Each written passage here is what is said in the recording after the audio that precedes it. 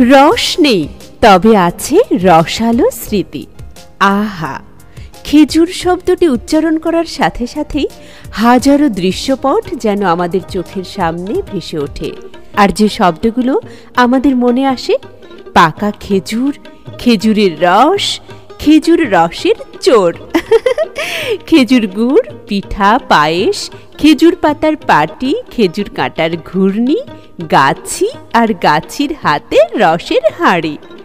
সেই সব ছেড়েও জমিয়েছি অস্ট্রেলিয়ায় পাড়ি। ছাড়তে আর পারি কোথায়?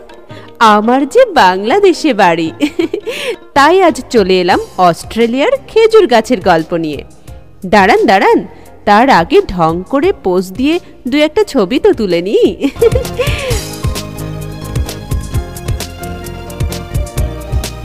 হ্যাঁ, কি যেন বলছিলাম, খেজুর। অস্ট্রেলিয়ার এই খেজুরগুলোর নাম হচ্ছে ক্যানারি আইল্যান্ড ডেট পাম।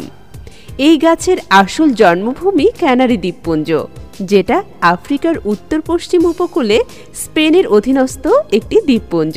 সেখান থেকে অর্নামেন্টাল গাছ হিসেবে এটি ইউরোপ, আমেরিকা, তারপর অস্ট্রেলিয়ায় আনা হয় ঊনবিংশ শতাব্দীর শেষ দিকে।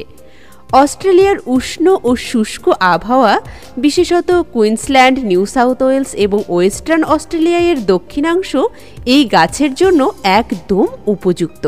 তবে মেলবর্নেও কিন্তু অসংখ্য দেখা যায়। এই যে আমি ভিডিও বানিয়ে ফেললাম।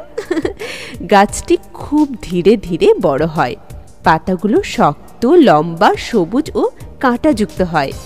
ফল সাধারণত শরৎকালে পাকে। স্বাদের কথা যদি বলি, হালকা মিষ্টি, কিছুটা শুকনো। বাণিজ্যিক খেজুরের মতো মিষ্টি বা নরম হয় না। অনেকেই শুকনো করেন বা বেকিংয়ের কাজে ব্যবহার করেন। আর পাখি আর প্রাণীদের পছন্দের তালিকাতে তো রয়েছে। তবে খেজুর আসল উদ্দেশ্য নয়। যে উদ্দেশ্যে অস্ট্রেলিয়াতে এই গাছটি বহুল ব্যবহৃত হয়, সেটি হচ্ছে চোখের শান্তি। সত্যি, গাছগুলো দেখলে চোখে শান্তি লাগে। তাই সেই শান্তির ছোঁয়া একটু আপনাদের মাঝেও ছড়িয়ে দিলাম। ভালো লাগলে আপনারাও ছড়িয়ে দিতে পারেন আপনাদের আপনজনদের কাছে। অস্ট্রেলিয়ার প্রাকৃতিক ডায়েরির পরের পাতায় চোখ বোলাতে সাথেই থাকুন। আজ এ পর্যন্তই। ভালো থাকুন, সুস্থ থাকুন, টাটা।